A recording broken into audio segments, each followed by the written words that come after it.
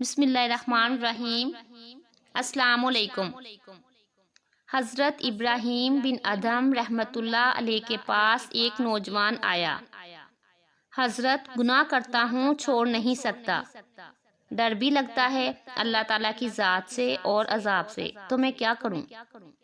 تو اللہ والوں کا ایک دستور ہوتا ہے، دھکے نہیں دیتے، نفرت نہیں کرتے، یہ سینے سے لگاتے ہیں، یہ سمجھاتے ہیں، پیار کے انداز میں، محبت کے انداز میں بات سمجھاتے ہیں۔ تو حضرت نے کہا، ہاں میں تمہیں ایک ترکیب بتاتا ہوں۔ کہا، حضرت مجھے کوئی ترکیب بتائیں کہ میں گناہ بھی کرتا رہوں اور عذاب سے بھی بچ جاؤں۔ آپ نے فرمایا، پہلی ترکیب تو یہ ہے کہ اگر تو گناہ کرتا ہے تو اللہ رب العزت کی نگاہوں کے سامنے گناہ کرنا چھوڑ دے، چھپ کر گناہ کیا کر۔ کہنے لگا، میں اس کی نظروں سے چھپ کر تو گناہ نہیں کر سکتا۔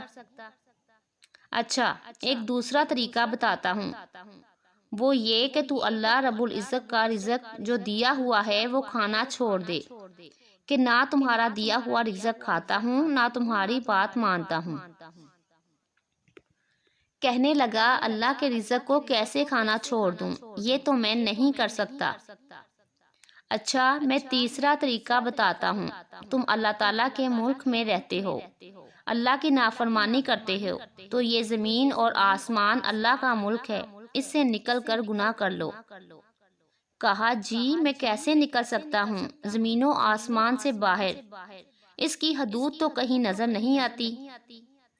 اچھا، میں آپ کو ایک تجویز اور دیتا ہوں، وہ یہ کہ تم گناہ کرتے رہو گے تو نامہ اعمال میں بہت سے گناہ ہوں گے۔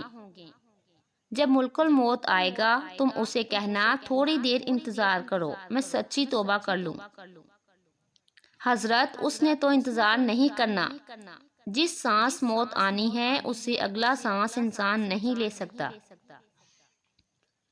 اچھا، ایک طریقہ اور بتا دیتا ہوں، جب تمہیں قبر میں لے جائیں گے اور منکر نکیر آئیں گے اور پوچھیں گے سوال و جواب، تو اس وقت منکر نکیر سے کہنا، میری قبر سے باہر نکل جاؤ۔ جیسے ہم نے گھروں پر لکھوایا ہوتا ہے، بغیر اجازت اندر آنا منع ہے، تم بھی کہنا، بغیر اجازت کیوں آئے ہو؟ اس نے کہا، وہ مجھ سے پوچھ کر تھوڑا ہی آئیں گے، یہ تو نہیں ہو سکتا۔ انہوں نے کہا، اچھا ایک آخری بات باقی رہ گئی ہے، وہ تجویز بتاتا ہوں۔ اس نے کہا، کون سی؟ کہ قیامت کے دن تمہارے گناہ اللہ رب العزت کے حضور پیش کیے جائیں گے اور تمہیں جہنم میں جانے کا حکم فرمائیں گے۔ جب فرشتے تمہیں پکڑ کر جانے لگے تو کھڑے ہو جانا کہ میں نہیں جاتا۔ اس نے کہا، حضرت فرشتوں کے سامنے میری کیا حیثیت ہے کہ میں کہوں کہ میں جہنم میں نہیں جاتا؟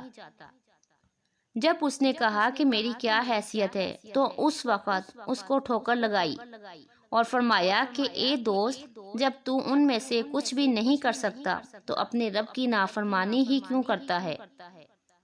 اس نے کہا، حضرت مجھے بات سمجھ آ گئی، آج کے بعد میں اپنے پروردگار کی نافرمانی نہیں کروں گا۔ یہ اللہ والوں کے سمجھانے کا انداز ہوتا ہے، وہ اچھے انداز میں بات سمجھاتے ہیں۔ اس نے گناہوں کو چھوڑنے کا فیصلہ کر لیا۔ اس پیغام کو دوسروں تک پہنچائیے تاکہ اللہ پاک کسی کی زندگی کو آپ کے ذریعے بدل دے۔ ویڈیو پسند آئی تو کمنٹ میں ضرور بتائیے گا، ویڈیو کو لائک اور شیئر ضرور کیجیے گا، اور جو میرے چینل پر نئے ہیں وہ میرے چینل کو سبسکرائب کر لیجیے۔ اللہ حافظ۔